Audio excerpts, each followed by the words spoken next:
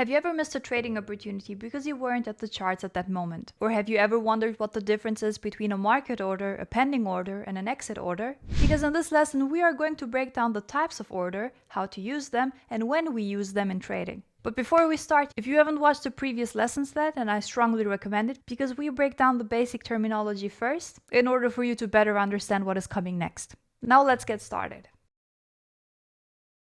First word is the order. So an order is basically an instruction you send to your broker. It tells the broker what you want to buy, what you want to sell, in what magnitude, so the lot size, and in some cases even at what price you want to place the order. So we have in total 3 categories: market orders, pending orders, and exit orders. The market order is the simplest of them all. This is basically when you want to buy or to sell immediately at the current price. If you're, for example, in front of the charts, you're watching Euro USD and you see a trading opportunity in this exact moment, then you place a buy or sell order immediately at your broker. So the main purpose of this type of instruction is the speed.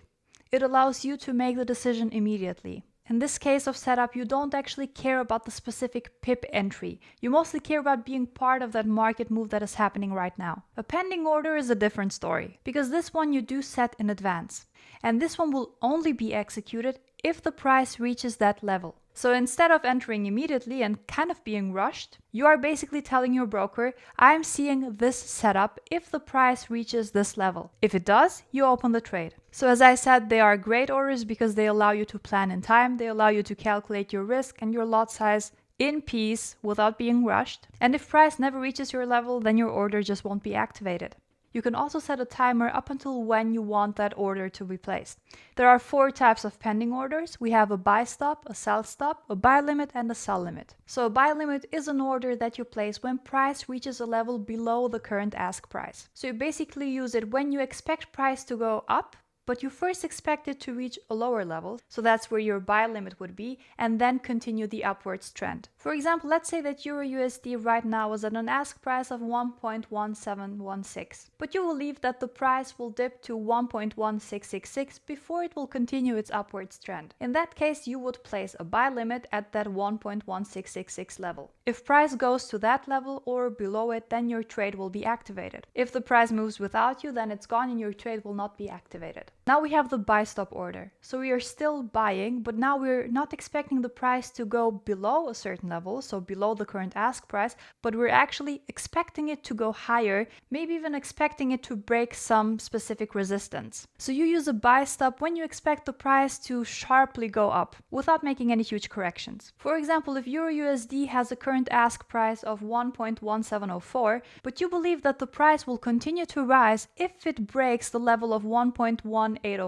So now you decide to place your buy stop at that exact level. If price reaches that level, your order will be executed. Your trade will be active. This type of trading is also called breakout trading. Same analogy as with the buy stop. You expect that after the price breaks some certain support, it will continue its bearish trend. Now that we've covered the entry orders, let's talk about the exit orders. These are the instructions on when to leave a trade, when to close a position. These are very important because they help traders to manage the risk and to lock in the profits. And it's also very helpful in reducing emotional decision making. When you've pre-planned your entry and your exits, then you don't have to make any decisions when you're actually in the rush of the moment, when the trade and your P&L is actually changing. We have 3 exit orders: the take profit, the stop loss, and the trailing stop loss. So a take profit is a trader's favorite order because you've entered a position and you believe that the price will reach some certain level where you will make most of your profits. So you put your take profit at that place.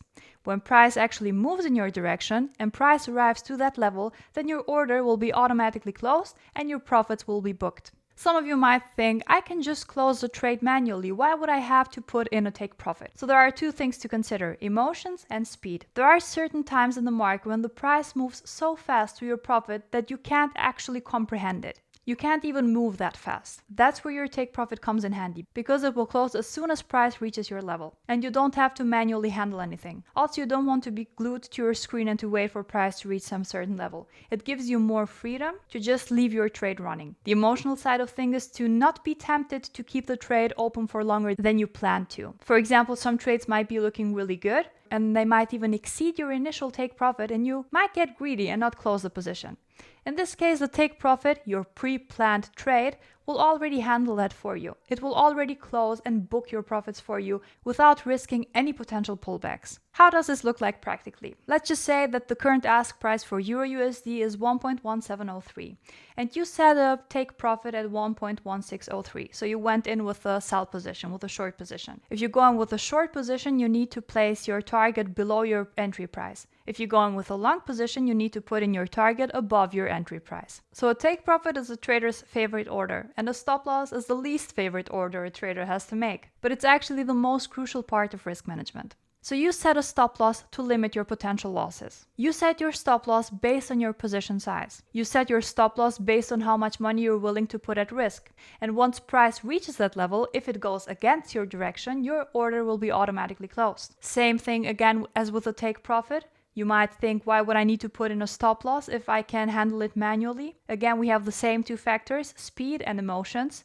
Sometimes the market is so volatile and so strong that it can kick you so much below your actual stop loss or above your actual stop loss, depending on which direction you're trading in, that you can make double, triple the losses, lose your prop accounts, blow your live accounts, make too many losses, more than you planned and more than your risk management says to. And it also keeps you glued to the screen the whole time. The emotional side of things is you get tempted to keep your trade for longer than it's actually worth. You risk more than the trade was actually worth. You get emotional. So the stop loss order will help you limit your losses and keep the emotional decision making out of the equation. And last on the list, we have trailing stop orders. So it's similar to a stop loss, just in a more flexible way, because this trailing stop loss actually dynamically moves with your trade. Think of it like this. You enter a buy position at this current ask price and your stop loss is below here. And now your trade moves into your direction, so the price moves higher and higher. But compared to a normal stop loss, where it would stay right here, this trailing stop loss would move in proportionally with your price. That means that even if the price were to fall back into your stop loss, your trailing stop loss would actually be much higher than your original stop loss. In this way, you can minimize your losses and maybe even keep some profits in. Trailing stop losses are mostly used in trending markets, where you want to keep going with the trend but minimize your risk and minimize your losses. Understanding all types of orders, when to use them, how to use them, and when they make most sense is very important in everyday trading. I really hope you found this video helpful, and let me know what kind of orders you use most in the comment section. If you liked this video, then give it a thumbs up, share it with one of your trading friends, and hit the subscribe button to never miss any more educational videos from Hola Prime. Thank you for watching and see you next time.